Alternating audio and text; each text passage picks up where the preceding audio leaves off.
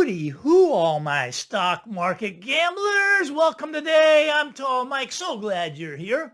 Well, we got a runaway stock market, right? We've had 6 up weeks in a row on the S&P. This would be the 7th up week if we finish the week up. But we got the Fed coming out today, right? And a lot of times the Fed can change the momentum of the market one direction or the other, right? And now the Fed's not going to do anything. They're going to leave rates unchanged, but they could mark the pullback, the start of the pullback in the market. Now, I know they want to push this up into the holiday season, into the Santa rally, but this market is way overbought. We're way overbought and we're due to give some of it back. And I think we're going to give some of it back. Look, there is no fear in this marketplace. The VIX has a 12 handle, right? Okay, it almost had an 11 handle. 11 handle, that's unheard of with the VIX. But okay, no fear. All fear is gone. Everybody believes we're going higher into the end of the year. And that could be true. We'll probably end up higher. But I think that the Fed is going to mark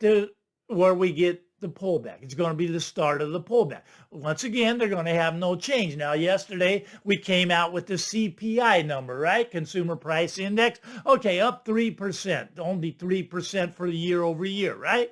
Okay, and now a lot of people think that prices are going down because we were up 9% year over year, and now we're down to only up 3%. Prices are still going up. They're not going down. They're still going up. A lot of people don't understand that. We're still getting higher prices, right? And this is a time where now oil's come down, right? It was above 80 and now it's below 70, trading around 69 or whatever. But oil's come down by 20% down. But yet inflation is still running 3% up. Now that's interesting because I don't think oil is going to come down another 20%. A lot of you may think that, but I think we're close to the bottom on oil. Wouldn't be shocked even if oil doubled from here going into a year from now, right? Okay, so oil comes down 20%. Oil's in everything. I mean, just transporting products around, oil is part of the cost, right? But yet we're still up 3%. I think inflation's going to come roaring back next year. I get it. These are the good times. Look at the stock market. Stock market keeps going higher and they want to push it to a record high and they probably get it there eventually. But I think that the Fed's going to make no change. And I think that's going to reverse the direction of the stock market. We'll see how that plays out. Maybe I got that all wrong, but I don't think so. Okay, over to the real estate market. All right, so this guy, article comes out, Matt Vernon. Now, he's the head of consumer lending. He's the one that's in charge of making the loans at Bank of America, okay? He's the head guy of consumer lending. Now, he's saying the dream of home ownership is alive and well. He's saying that people are moving forward with their purchases at these record high prices with the tripling of interest rates. People don't care anymore. They're just throwing patience out the door. Now, if you aren't patient, it can be very expensive, believe me. But he's saying that the dream is alive and well, that everybody's going ahead and buying these homes anyways. Now, I would argue with him that he's wrong. I think this is just the media trying to goose the market higher, to trying to goose the market upward, right? Okay, that's the media comes out with these articles. Now, I mean, I never heard of this guy, but okay, maybe he's a big wig over at B of A. But the problem is that these surging rates are not making people jump into the market. Now, they pulled back a little bit. I agree with that, pulled back about 0.5%. But people aren't diving in. No, they're not diving in at these prices. But he says not to worry if you dive in, because if you dive in, you can always refinance later now that when rates come down. First of all, I don't think rates are going to come down much more. Now, he thinks they're going to come back down 5, 4, 3%. I don't believe that. I think they're going to go 7, 8, 9, 10%. That's my take. He may be right. Nobody knows what the future is going to bring, but my take is we're going to see 10% mortgage rates.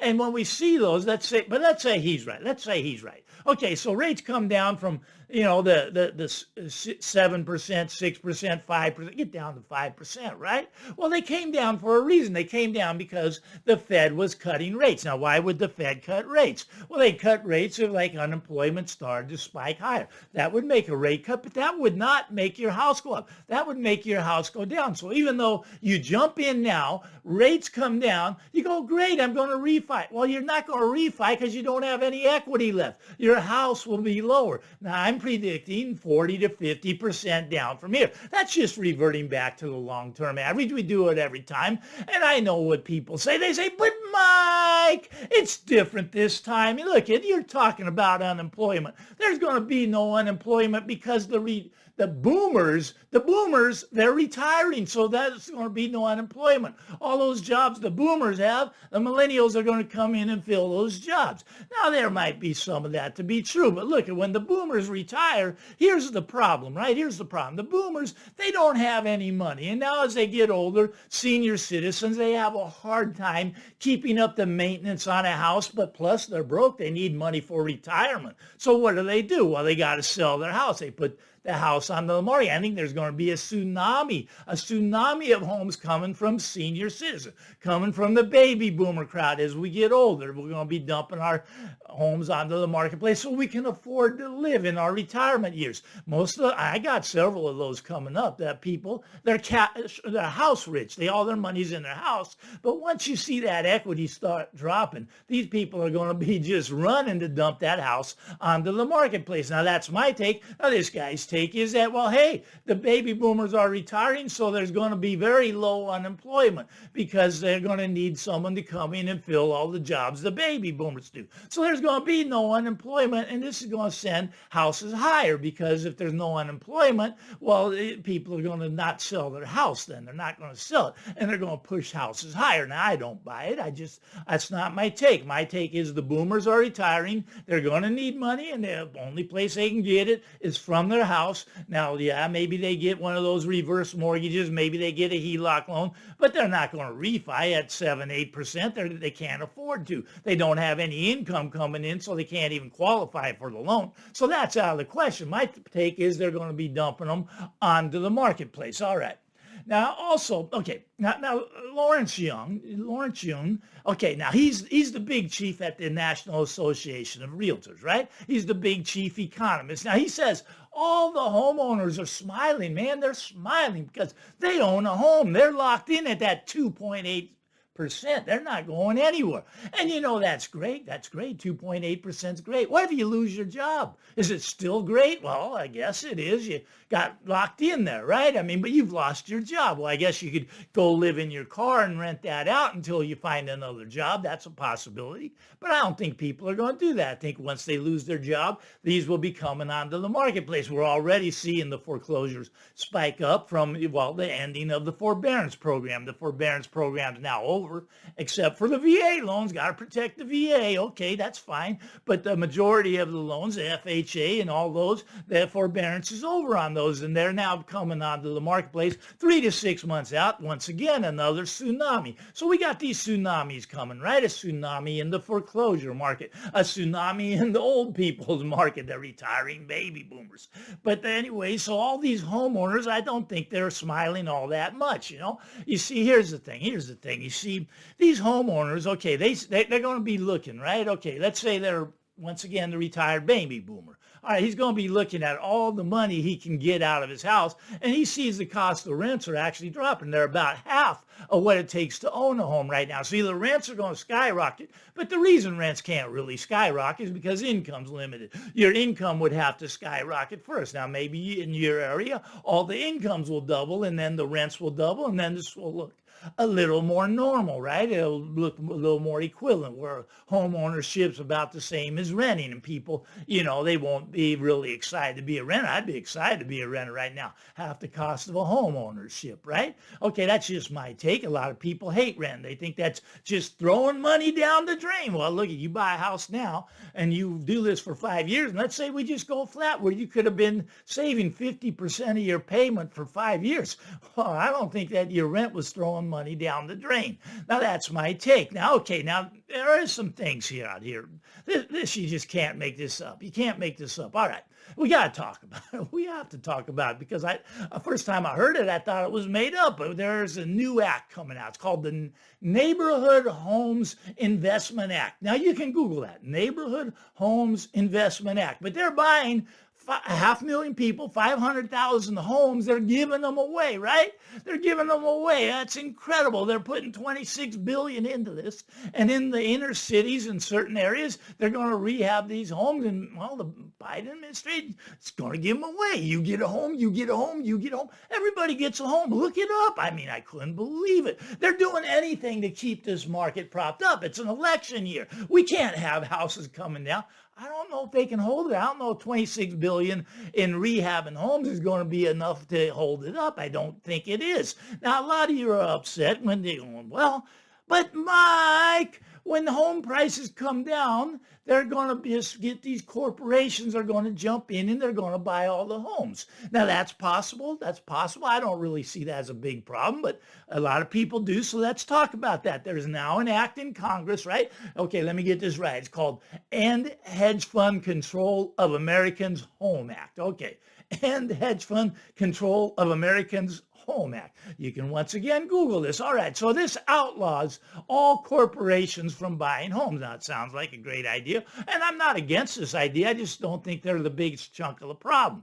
See, they have about 3% of the investment homes out there. So what about the 97% of the other investment homes? What about those? Well, those aren't affected, but we're going to go after these 3%, and it's good. I'm not saying this is a bad idea, but anyways, it gives them 10 years to sell off their homes, and then they're not allowed to come into the marketplace. In a lot of areas, that's going to help a lot because certain areas, they came in and they invested a lot, right? In Atlanta and some places in Texas, I mean, they came in, these corporations, they just bought up certain neighborhoods. So in those neighborhoods, they're going to have to sell all those, and that might cut them down way more than half off. That might drop those neighborhoods something like they have never seen before. But okay, but what about the 97% of people that have the investment homes? Now, okay, I've always been a believer in this, that your personal residents should have a property tax at this level, and then an investor should have to pay a higher property tax so that the principal residence property taxes can come down and let the investors pay for your property taxes in particular. But that would discourage a lot of people from these Airbnb people. They have 7, 8, 9, 10 homes, right? It would discourage them from buying any more, and it would encourage them to get rid of some if they had to pay a higher property tax because it's not their principal residence. So that's just my take on that. Yours may be different than that, but I mean, maybe you double their property tax, right? That's going to put a whole tsunami of houses coming onto the marketplace. But the investors, only 3% come from corporations. A lot of people think this is all corporations coming in and buying and buying and buying. No. 97% of investors are the mom and pop. They're not corporations. They're the Airbnb people. Now, I never thought it was a good idea to turn our houses into hotels, but a lot of people think that's a great idea. And don't get me wrong, it is a good service, and I've used the service, and it works out, but I think that they should have to pay, well, at least a hotel tax or something. I mean, they got to do something about that, right? Okay, well, let's see what happens there. But these are the two programs that are coming into play, right? Neither one has passed yet. I don't think either one of those have passed. You can Google them and see if they passed, but no, they're not passed yet. But they do have things that are coming into play on these. Now, another thing for the investor, right? For the investor. Now, I never thought this was a reasonable thing, but investors have this thing called the 1031 exchange, right? 1031 exchange means they can sell this house that they have as an investment or this apartment building as they have an investment, and then they can buy another one, not pay any taxes on it. It's called the 1031 exchange. I'm sure they're going to try to get rid of this eventually, but that's a big loophole. You got to take rid of some of these loopholes from the investor. See, the investor, he can write the house off about 3% of a year off of his taxes, right? So he buys, $1 million house, he $30,000 a year comes off of his taxes. He depreciating the house. Now, I know there's land and house value and all that. That's stuff for the accountants. I'm definitely not one of those. But anyway, so there's things out there that can be done to help eliminate the investor from stealing all the principal residents. That's just a simple thing to do, and then maybe the investors, maybe they can buy over 4 units and above and let the houses go to the mom and pop, the me and you, so that prices can stabilize and actually get back to where they are. Now, this is completely fake, these house numbers, and that's why I say 40 to 50% down is not unreasonable.